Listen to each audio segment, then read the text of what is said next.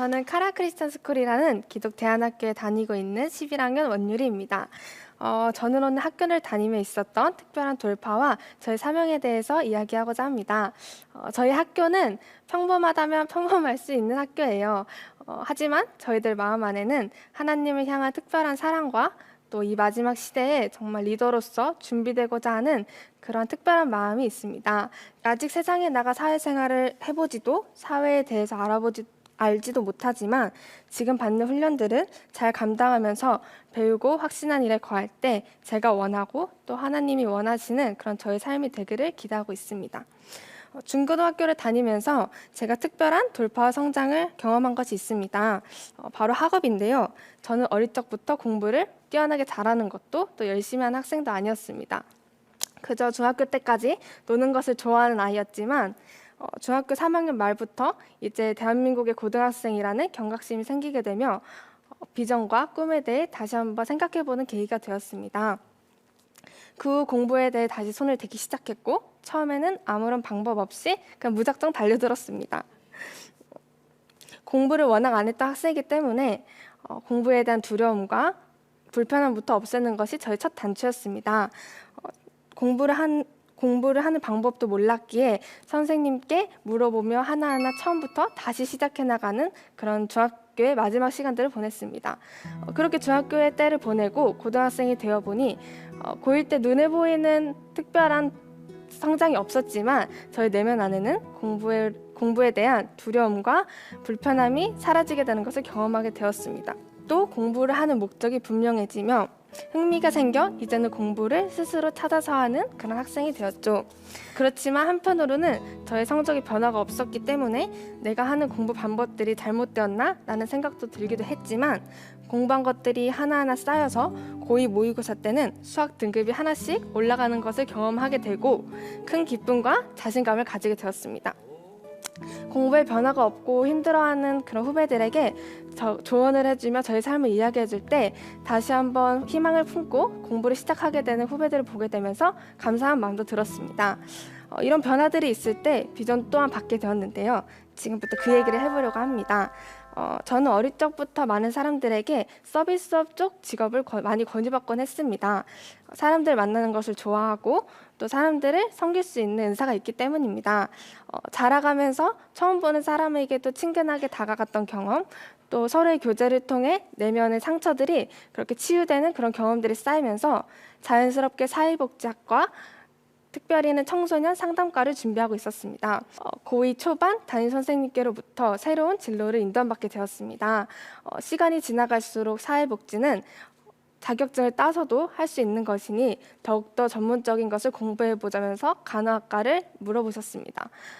저는 한 번도 간호학과에 대해 생각해보지 않았던 문과 학생이었기 때문에 과연 내가 이과 공부를 할 수 있을까라는 의심이 들었지만 일단 기도해보겠다고 했습니다.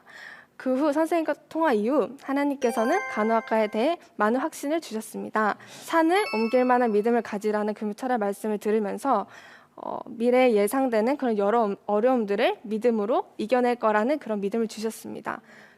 같은 날 간호사가 직업이신 교회 선생님께서 어떻게 간호사가 되셨는지에 대해 갑자기 메일을 받게 되었습니다. 그 이야기를 들어보니 저와 같은 문과 출신이셨고 또 성적도 비슷했고 주말에는 교회에 하루 종일 있으셔야 됐기 때문에 공부할 시간도 부족한 것까지 저 너무나 비슷한 상황이었습니다. 그래서 제 눈에는 불가능해 보이는 상황이었지만 선생님의 이야기를 들을 때 도전을 많이 받게 되었습니다. 선생님도 그렇게 많은 공부를 하신 것은 아니었지만 하나님께 중심을 드리는 것을 잃지 않을 때 그 길을 온전히 인도해 가시는 하나님을 느끼게 되면서 더욱더 용기를 받게 되었습니다. 그렇게 공부에 대해 이전보다 많은 돌파가 있었다고는 하지만 간호학과에 들어가기 위해 성적을 알아보니 아직 올려야 할 등급이 너무 많았기에 낙심도 되었습니다. 또한 사람들로부터 진로에 대한 질문을 받을 때 간호학과를 목표로 하고 있지만 사람들이 비웃을까 봐 되게 두려운 마음도 있었습니다. 하지만 저에게는 하나님이라는 든든한 아버지가 계시기 때문에 이제는 담대히 제 진로에 대해 이야기할 수 있게 되었습니다. 그러던 중 간호사에 대해 알아보면서 우연히 이런 문구를 보게 되었습니다. 의사는 환자의 실질적인 질병을 고치는 사람이고 간호사는 환자의 생명과 또 삶과 영혼을 치유하는 사람이다. 이 문구를 보게 되며 다시 한번 확신을 받게 되었습니다. 예전에 교회 담임 목사님으로부터 저에게 언어의 은사가 있으니 기도함으로 잘 받아보라는 그 말씀이 생각났기 때문입니다. 하나님께서 나에게 주신 말의 은사로 이런 죽음 제일 가까이 있는 환자들에게 생명을 주고 그 사람들에게 복음을 전할 수 있다는 것을 깊게 깨닫게 되었습니다. 그러므로 아직 완성되지 않는 하나님 나라에 많은 사람들을 기쁨으로 들어가게 하는 통로로서의 사명을 받게 되었습니다.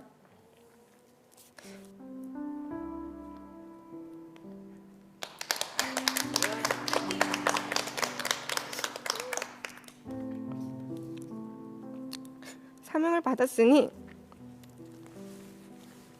이제는 그곳을 향해 최선을 다해 달려가는 것밖에 안 남았다는 생각으로 즐겁게 공부하고 있습니다.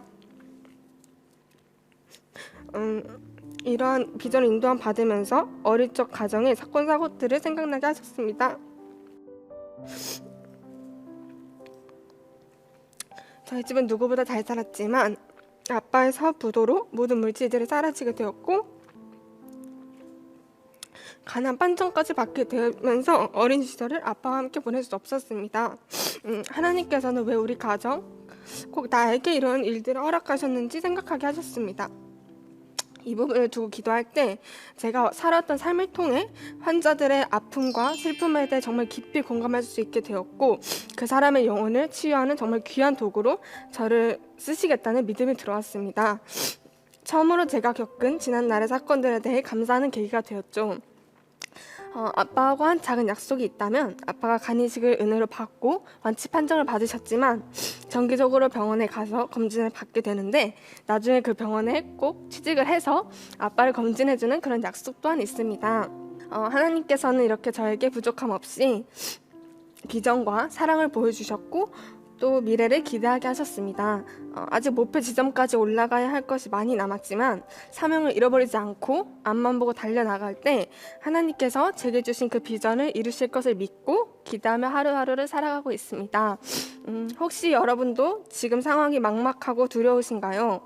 여러분도 믿음을 잃지 마시고 언제나 곁에 계시는 그 하나님과 끝까지 동행하시기를 바랍니다. 감사합니다.